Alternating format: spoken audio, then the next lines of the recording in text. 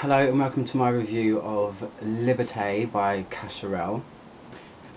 It's kind of a little bit strange actually because today, I plan to review this tonight anyway, and I had a message today on Fragrantica from someone I've never spoken to before, called No Real Scotsman, who actually said, would you mind reviewing it? So, No Real Scotsman, this one's for you, in a twist of fate I guess.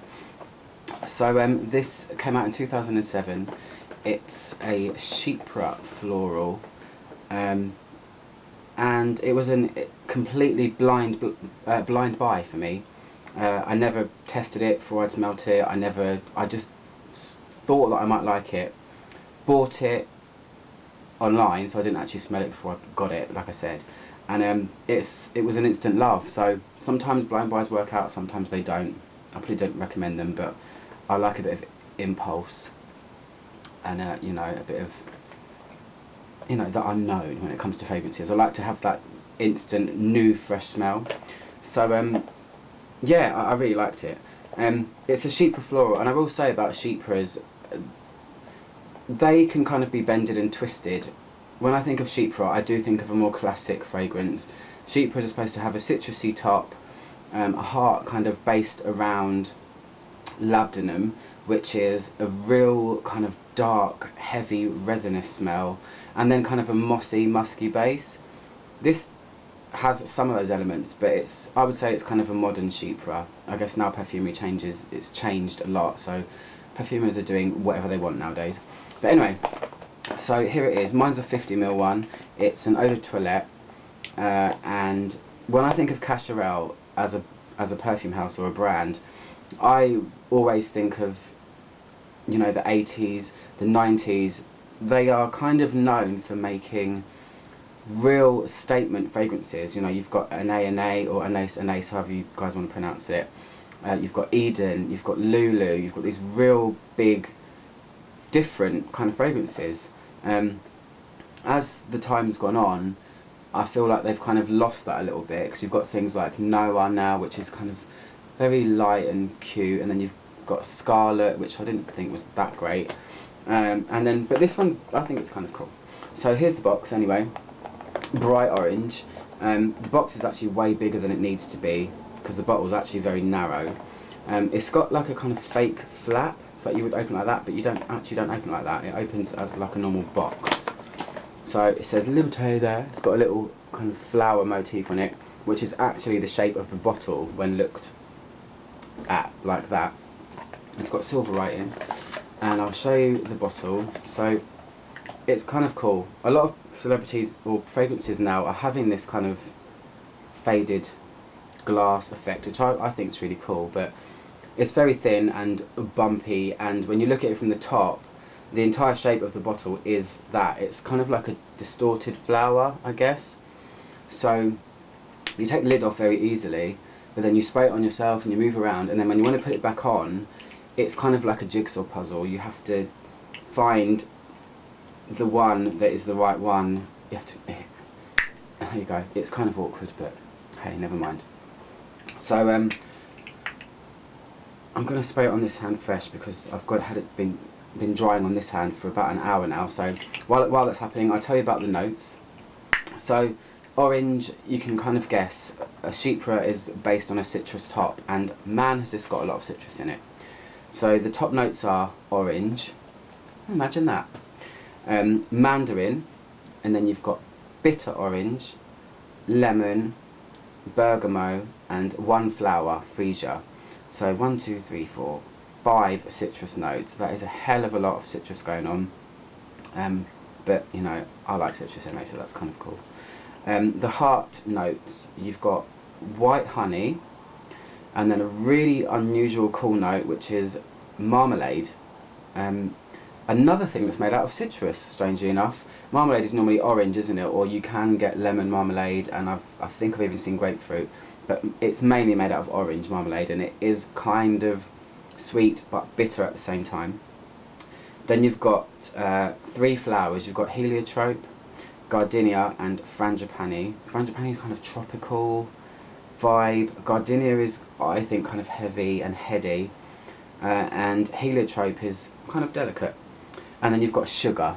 that's in the heart as well, so you've got some sweetness there. And then the base it's got two very heavy notes, patchouli and vetiver. So I guess that's kind of where the chypre heavy base would come in, I'm not sure. And you've got vanilla and then spices. I don't know what spices, but it says spices. So it's quite a mix there, but you can tell that it's really top loaded with citrus notes, which is what they were going for, I think, you know. So it kind of works like that. So what it smells like to me is really interesting. Yes, it's citrusy. Yes, it is. When you first smell it, it's citrusy, but although it looks like it's top loaded with citrus, it doesn't smell like that. It has obviously a huge kind of fizzy, effervescent citrus top, but it's packed with kind of a lot of deeper, sexy, woodsier kind of notes, which aren't listed. There's not anything woodsy in this really that would stick out as being woodsy, but it does have a kind of, it smells kind of like if you had you know, like licorice. I don't know if you've ever smelled licorice before, or maybe kind of aniseed. It feels like it's got a tinge of aniseed with lots of very effervescent citruses at first, but it's not top loaded. It's not thin. It's quite kind of full bodied, which is cool. The base is obviously working straight away, which I find really cool. I really like it. But it just feels sexy. I'm trying to think now of a sexy citrus smell. Citrus is usually, you know, the obvious, fresh, bright, you know, brilliant smelling and kind of summery. This is kind of like a evening summer scent, because it has this major sexy woodsiness going through it.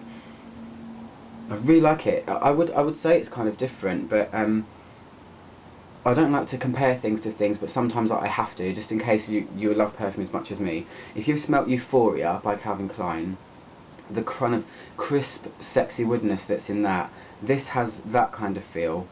And also Jimmy Choo as well, his first perfume, not the new one Flash, the actual just Jimmy Choo.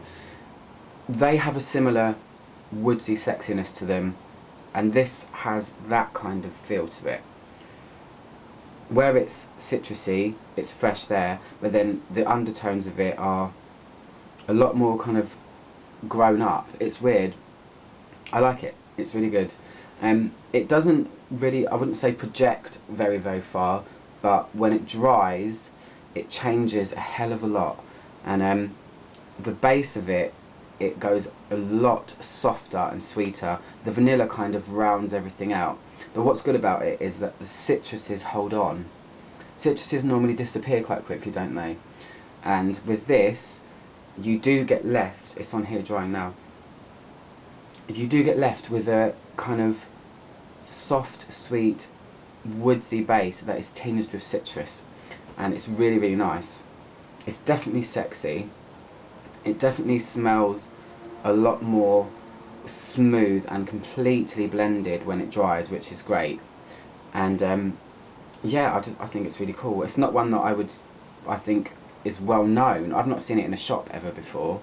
I don't even know if it's still in production, but I got it online, and you know, the summery feel of it attracted me. I thought, oh, I'll get it as a summer perfume, but there's something cool about it. There's something a little bit,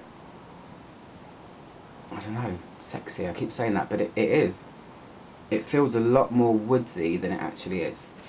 So that there I go again, waffling on. My camera's cut me off. I was just going to say, so that's it. That's my review of Cacharel's Liberte. I'll see you guys very soon, and as always, anyone that's subscribed right now, thank you for doing so. It's great. I'm nearly 400 subscribers. I never thought I'd even get 10, so it's great. So that's it. I'll see you guys soon for another review. I've got a few more requests to do, so I'm going to do those first before anything else. And that's it. Take care. Bye.